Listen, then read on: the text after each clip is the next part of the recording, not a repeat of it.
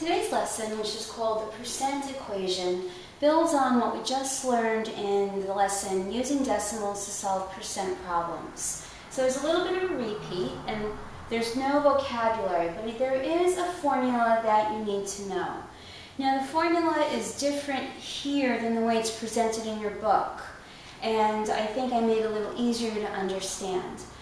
So when we use the formula, we're using the letter W as whole, the letter P as parts, and the percent symbol as percent. In your book, A is being used for part, B is used for base, which is the whole. I think this is a lot easier.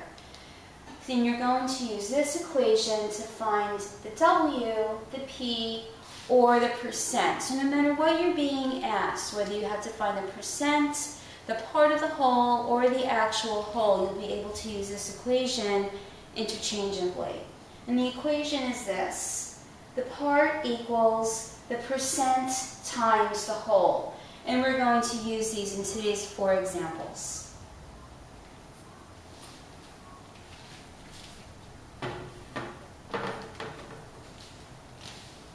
Our first example is a very straightforward question.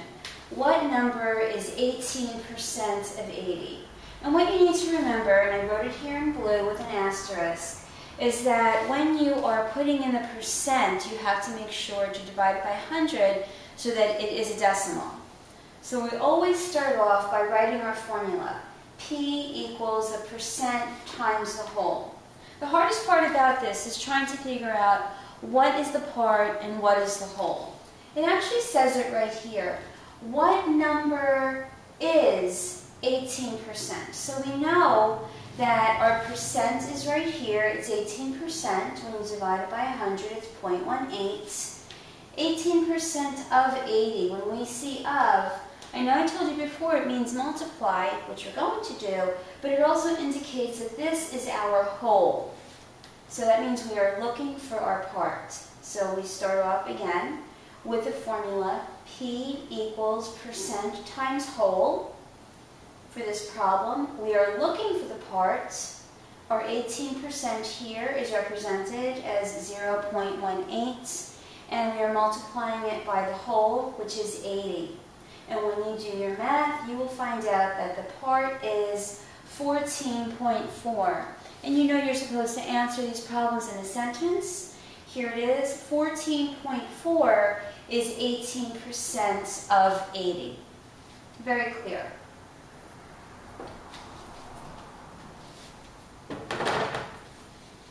What we have here in example 2 is a real-life situation, my favorite kind of problem. I'll read it to you.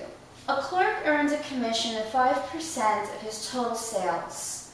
Today, he sold $1,247 in merchandise. What is his commission? And we are going to use the same formula. Part equals the percent times the whole.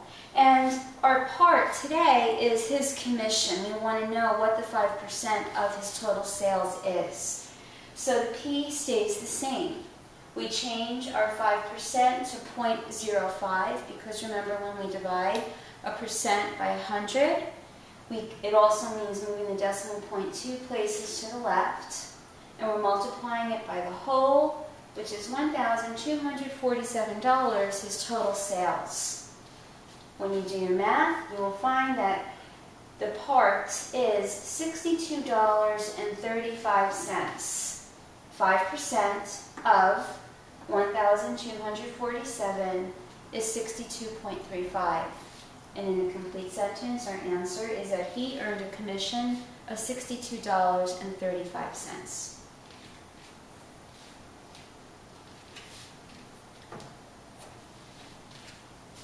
Here in example 3, we have a very blunt kind of a question. What percent of 50 is 210? Well, right away when we see these two words, what percent, we know that that is what we'll be looking for. So the hardest part about this problem in example 3 is determining which number is the part and which number is the whole. And oftentimes we're trained to think, or we automatically assume, that a smaller number is the part and the larger number must be the whole. But in the last lesson, when we were working with numbers greater than 100%, you know that that is not always the case. So how do we know? Easy. This word of.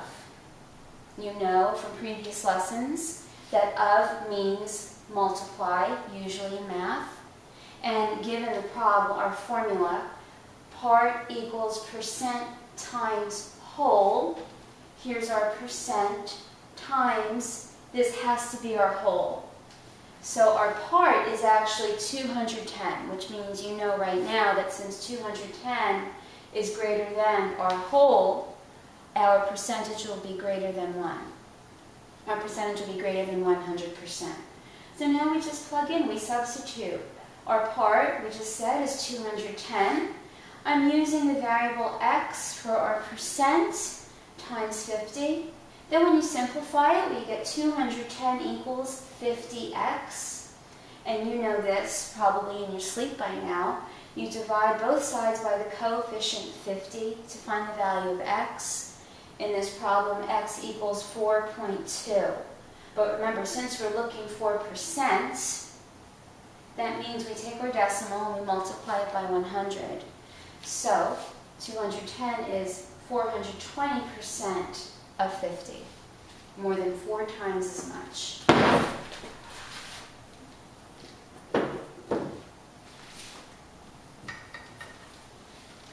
And our last example for this lesson is another real-life application of these skills that we've been doing the past couple weeks.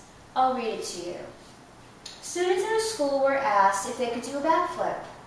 6 students, or 2% of those surveyed, said yes they could. How many students were surveyed? So again, we come back to the same formula. Part equals percent times whole. But this time we're looking for the whole. Well, how do we know? We see here 2%. So we know we're not looking for that. We have 2 clues. It says 6 students, comma, or 2% of those surveyed. This is actually an English lesson. What we're saying is that this 2% is modifying or describing the 6 students. They are the same. So we know that the 6 students represent our part. We have another clue in the problem that tells us how many students were surveyed, and we're assuming all together, so we want to know what our whole number is. That's what we're looking for. And the rest is very easy. We substitute what we know. We know that 6 is the part. We know that our percent is 0.02 because we remember to divide our 2% by 100. And we're looking for the whole. So when we simplify this step, we get that 6 equals 0.02w. We divide both sides by the coefficient 200ths.